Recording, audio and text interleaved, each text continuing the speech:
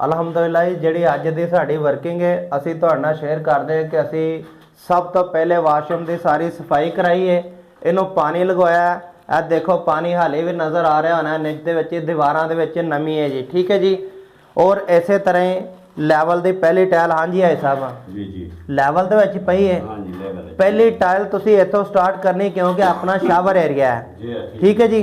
ਔਰ ਇਸੇ ਤਰ੍ਹਾਂ ਹੀ ਇਹ ਦੂਸਰੀ ਕਟਿੰਗ ਆ ਜਾਣੀ ਹੈ, ਨੀਚੇ ਵੈਂਟੀ ਦੇ ਨੀਚੇ ਪੀਸ ਆ ਜਾਣਾ ਹੈ। ਇੱਥੇ ਜਨਾਬ ਜਿਹੜਾ ਮਾਰਬਲ ਸਲੈਬ ਆ ਜਾਏਗੀ, ਇੱਥੇ ਸਾਹਮਣੇ ਸ਼ੀਸ਼ਾ ਆ ਜਾਏਗਾ ਜੀ।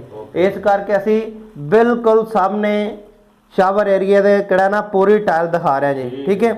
ਅੱਛਾ ਭਾਈ ਸਾਹਿਬ, ਇਹਦੀ ਸਾਈਡਾਂ ਤੇ ਨਾ ਸਾਈਡਾਂ ਤੋਂ ਟਾਇਲ ਇਸ ਤਰ੍ਹਾਂ ਲਗਾ ਦੇਣੀ ਹੈ ਤੇ ਸਾਹਮਣੇ ਪੀਸ ਲਗਾ ਦੇਣਾ ਹੈ। ਇੱਥੇ ਅਸੀਂ ਕਰਾਣਾ ਹੈ ਮਾਰਬਲ ਕੁਰਿਆਨ ਦਾ ਕੰਮ ਹੈ। ਬਕਸਾ ਆਏਗਾ ਸਿੱਧਾ ਇਹਦੇ ਵਿੱਚ ਲੱਗ ਜਾਏਗਾ ਜੀ, ਠੀਕ ਹੈ ਜੀ।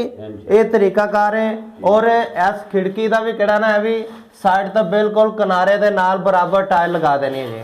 ਇਹਦੇ ਵਿੱਚ ਹੀ ਕੁਰਿਆਨ ਮਾਰਬਲ ਇਸ ਤਰ੍ਹਾਂ ਮੋੜਾਂਗੇ ਜੀ, ਠੀਕ ਹੈ ਜੀ।